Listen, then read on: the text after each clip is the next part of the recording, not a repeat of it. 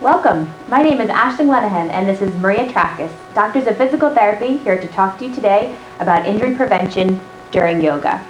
We prescribe yoga to a lot of our patients. We find it extremely important that patients take extra care not to get injured.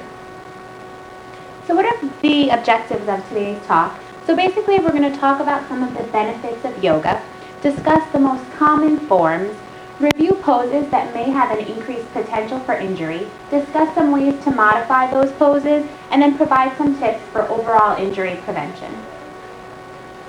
Yoga. Yoga originated in India in 2500 BC. It's said to be one of the greatest gifts given to us from the Eastern world. It's a combination of dance, astrology, philosophy, music, math, and medicine. The asanas versus the sattva. A lot of people do yoga and achieve clarity and purpose. Sometimes they go in just to perform the poses and find that they're able to meditate more, able to concentrate better. Increased energy flow often leads to less pain, which is why we find it so important to prescribe yoga to a lot of our patients. It is estimated that about 11 million Americans enjoy its benefits to this day. Yoga is a mind-body type of complementary and alternative medicine. It's designed to promote health by balancing the nervous system, massaging all of your internal organs, releasing excess muscle tension, and improving circulation of the blood and lymphatic system. So who benefits from yoga? That may be a question that you're asking yourself. Basically, anyone can practice yoga. It's for adults of all ages and all fitness levels. Children and adolescents often enjoy yoga as well. It can also be helpful for women who are pregnant or postpartum. Additional benefits include stress reduction. It basically draws your attention away from your busy day and your stresses and helps focus, calming you down as you move through different poses. It can help lead to increased fitness by improving your balance, your flexibility, your range of motion, and strength. It can help with the management of some chronic health conditions such as cancer, depression, pain, anxiety, and insomnia, and it can often help with weight loss by helping to incorporate a healthy lifestyle. These are the common types of yoga. A lot of times when you go to a studio, it can be overwhelming when you look at all the varieties that you can pick from. Just to give you a quick, brief understanding, Bikram yoga takes place in a very hot 115-degree room. It consists of 26 poses performed twice. It's an advanced level yoga, not something that you want to start as a beginner. Hatha yoga focuses on pranayama and breathing. It's great for stress reduction, elongation, and stretching. Vinyasa yoga is a flow type of yoga that encourages the cardiovascular system to work a little bit harder and helps with weight loss and strength. Kundalini yoga is the practice of clarity and awakening. It focuses a lot on meditation and it's really excellent for stress reduction. Iyengar yoga focuses on alignment. As physical therapists, we love this because a lot of our patients have poor posture and improper alignment from sitting at a computer all day. Anusara yoga was developed by John Friend and is about opening of the heart. Restorative yoga is probably the most prescribed yoga by us for our patients because it's for people who have injuries or pain. Prenatal yoga is an excellent type of yoga prescribed for women during pregnancy and is said to help during the birthing process.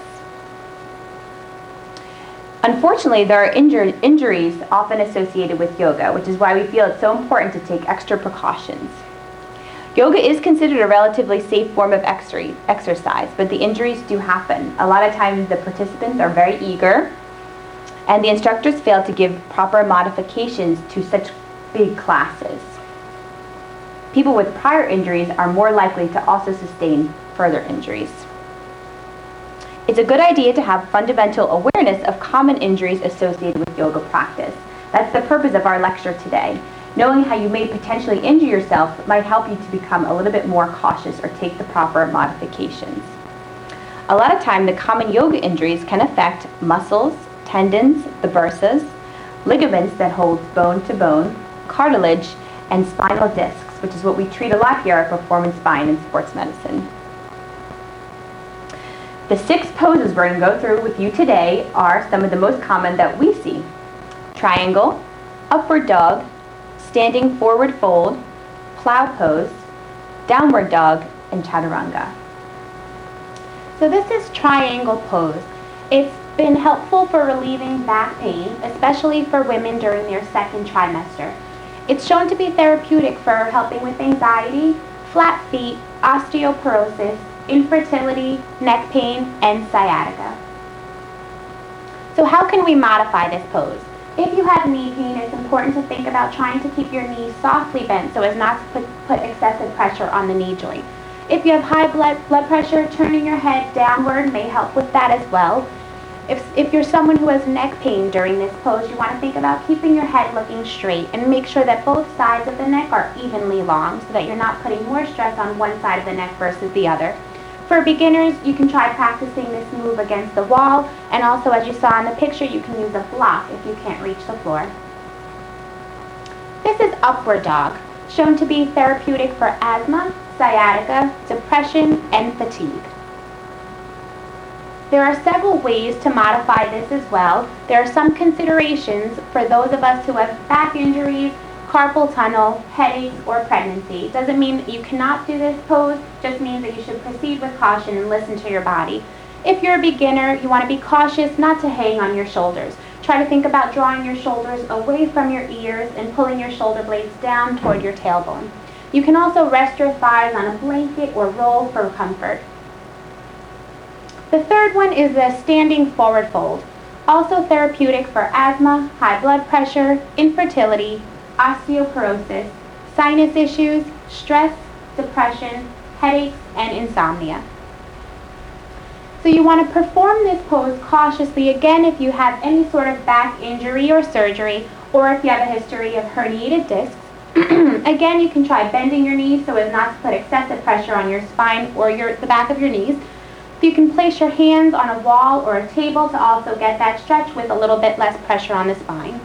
You want to, again, try not to lock your knees, keep a soft bend at all times, and again, use a block if you cannot reach the floor. The next pose is plow pose or halasana. Some of the benefits to plow pose are that it massages the spinal cord. The thymus also reverses the position of internal organs. Some of the contraindications for plow pose are if you have wrist, neck, or shoulder pain, high blood pressure, acid reflux, or a history of stroke. Some of the modifications you can make for this pose is to go up against a wall or use a block to assist in your lumbar flexion. The next pose is downward dog. Some of the benefits of downward dog are to strengthen and stretch the lower and upper extremities. It's a great integration for muscle strength and balance. It also helps to calm the nervous system. There are many modifications you can make for downward dog, especially for the beginner. If you find it's difficult to keep your back or spine straight with your chest out, you can bend your knees to compensate. You can also face the wall, placing your hands on the wall for extra upper support. You can additionally use a wedge to support your wrists so that they're not in full wrist extension, they're in slight flexion. Some of the contraindications for this pose are wrist and shoulder pain and additionally high blood pressure. The final pose is plank pose, or chaturanga dandasana. Some of the benefits of plow pose are postural stability, shoulder strength, and increased stamina and energy. Some of the modifications you can use to perform plank pose on a daily basis are to put a block beneath the pubic bone for support. You can place your knees gently on the floor, and additionally, you can use special extra modifications if you have scapular winging or wrist and shoulder pain. So what are some tips for injury prevention? It's incredibly important to warm up. Warming up helps to increase circulation to your muscles, it helps lubricate the joints, and it prepares you for doing some of the deeper poses in yoga. You want to always reinforce alignment. So begin with your feet, work your way up, and make sure that everything is in proper position. You want to also avoid hyperextension, so always keep a slight bend in the knees and the elbows to avoid excessive pressure on your joints. You want to always be mindful. Watch and listen for cues from your body that something is not quite right. Modify poses as you need it for your own body. Use props like we discussed such as yoga blocks, straps, bolsters, and blankets, and always do your homework. Have a basic understanding of yoga and try in the beginning to take classes with a low student-to-teacher ratio so that you can get the individualized attention that you may need. In conclusion, yoga is a safe form of exercise when performed correctly. Yoga has many benefits for the mind, body, and overall health. Some poses carry increased risk for injury, so it's important to modify your poses and listen to your body. We'd like to thank you for joining us, and we ask you to tune into our next segment of yoga poses for you in your pursuit of health and happiness.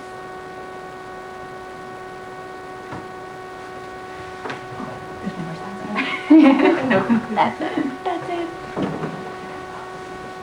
Wonderful. We're finished.